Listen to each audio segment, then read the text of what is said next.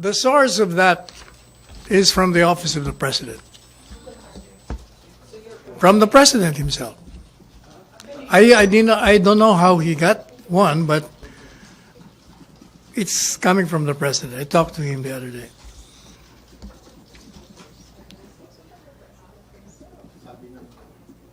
You must remember that the president has so many sources.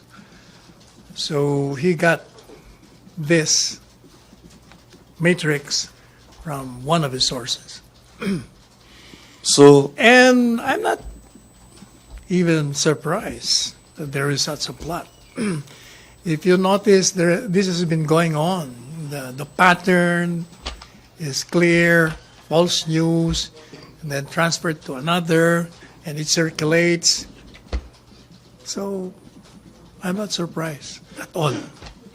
But it was interviewed this morning by Henry, was asking if what will be the reaction of the palace if the journalist mentioned here would say that the palace is trying to stifle the right.